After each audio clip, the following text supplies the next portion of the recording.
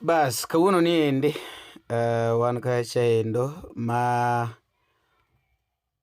mane kaka simba chalo kendo pod en LTN kaka pile. Wabiro ka endi e wang' buk mar Facebook. Facebook indiko kacha endo mar tuko one day ago. Giwuoyo rwakruok mar min Jacky. Giwacho kacha endo ni min Jacky aliharibu. SDA Church has silenced Lorraine Otieno's melodious voice. The event catalyst min Jacky, a cross-dressing comedian, took the pulpit by storm during the launch of Otieno's latest album, Chunya Dwari. Iwinjo manyiso ni item wach ka indi ni jachuak bodho mano kiwinjo ka chendo ni event catalyst nyiso ni jachuak bodho. Catalyst ende ni en ng'ama chwako gimoro. Catalyst ng'ama chwako gimoro. Koro event catalyst ende ni jachuak bodho mong'ere kaka min Jacky, mabende miyo wanyere pacho ka ahinya. Noluonge kacha endo gi jathum miluongo ni Lorraine Atieno kanogolo album ne mondo at least ochwak bodho. Iwinjo gino kanyo no endo.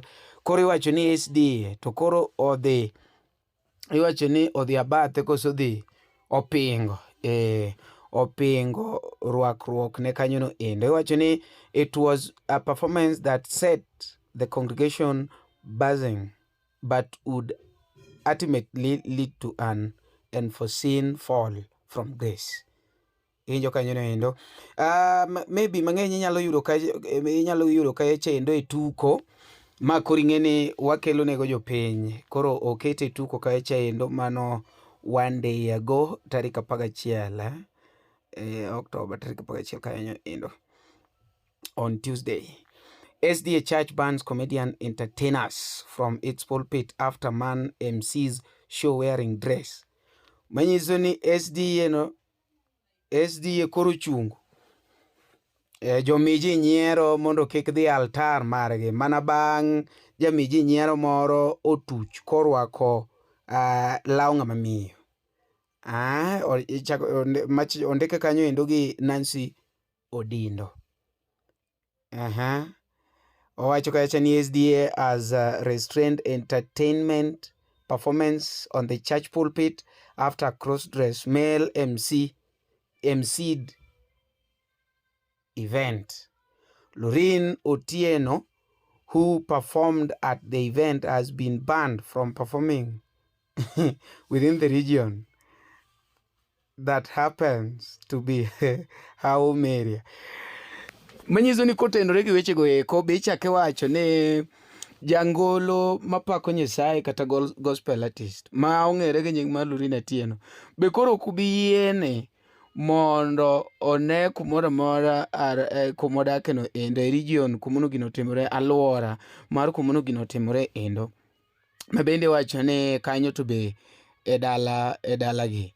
Kasto mar adek wacho kacha ni Edelmark has distanced their organization from incident, starting their strict adherence to Sabbath rules and regulations.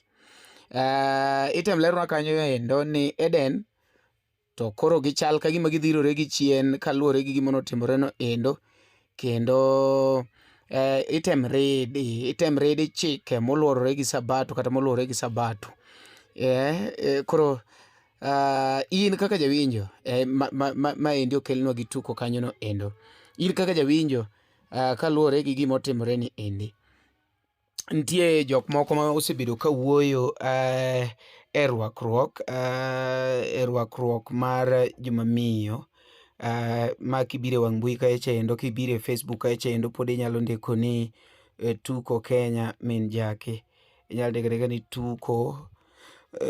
tuko Kenya KE min Jacky to okeloni gine kanyono endo. Okeloni kanyono endo. Eri nene kako oketeno. Maendi wan wawacho wacha kendo wapenjo kaka maybe oganda luo, nikech ang'eni jomoko to dhi kawe mopogore opogore. Nitie jomoko makawe personal law mari gimoro machalo kamano, but en penjo nimar an to kane chutho rach mar rwakruok kamano kaluwore ni oluwore gi karakta ma ng'ato timo. Ineno an law kaka ang'eni en gima physical miketo sana sana kaka jogewa. Iyudo ka kopogore kata gi law, nitiere kido ma ng'ato nyalo keto kaka actor. Ineno ng'ato nyalo keto nomer, ineno kendo mer to yie nyaka kanisa kipuonjo go ji. Kopo ni act ni mer, iwinjo oyie nikech ipuonjo go ji, iwinjo kendo imiyo go ji mor. Ok onyiso ni jamer. Omiyo an ka min Jacky rwako law ng'ama miyo, wang'e ni it is for entertainment purposes, ineno, and I don't see the need of maybe banning such like activities in the church. On the other side, wambe wanjo kanisa, nitiere kaka samoro be wagore noma, iwinjo, nikech maendi ok ng'ama orwakore kama mondo tim anasa. Maendi ok ng'ama orwakore kama mondo kata ni en gi pache moro molil e wang' piny, to orwakore kamano nimar mano karakta ne mosebedo komiyo gogo ji mor. Mabe ang'eni kata i jo kanisa go, iwinjo, onge ng'ama inyalo kona ni ne nie i kanisa no mok ong'eyo clip mar min Jacky. Koro wan jo kanisa be wadwa wuondore mang'eny ahinya, iwinjo, iwacho ni we are pretending to be holier than thou, iwinjo. To chutho be king'iyo gik mwatimo to is not that good. Koro jo kanisa kata kopo ni eti wadhi to this extent, onego bede ni ing'iyo, nikech min Jacky kanoluongi en ng'ama biro chwako budho, to kako medo chwako budho no, kata ka werno gol kamano, tiyudo ka medo landore, manyiso ni min Jacky on his side is also helping to spread the gospel. And for that matter, therefore, on my side, aneno ni kopo ni ng'ato norwakore arwaka kamano mar mor, inyal chungi, inyal tim gik moko machalo kamano. But kamana mage, we wuondoru ka gima une mung'eyo kuma ki mar polo nitie. Ok ni apingo kanisa, lakini nitie gik moko makoro wan bende koro wadwa timore mok ber. Ichalo ng'ama koro nie gari tiwinjo thum moro ka ywak, nuwinjo redio, iwinjo ka thum moro ywak kata mar rege kata mar ohangla, koro ichungo gari ni an yo maler go, lora uru nikech mano ok thum Nyasaye. Utimo marach. An kaka Umari kok ariwora gi ng'ata ng'ata gi team LTN, ok otimore maber. Kasto udhi to next time ma ichungo jawer michungo ni to kono otimo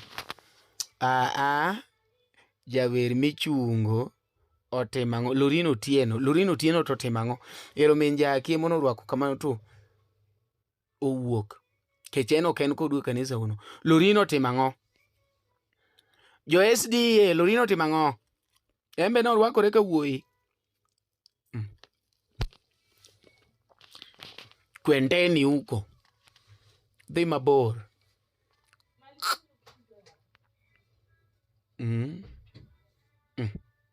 SDA bans comedian entertainers from its pulpit after Monday MC show.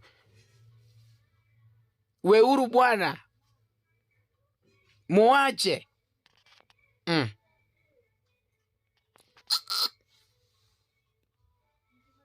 Rwakruok. LTN. Luo Trending Nation.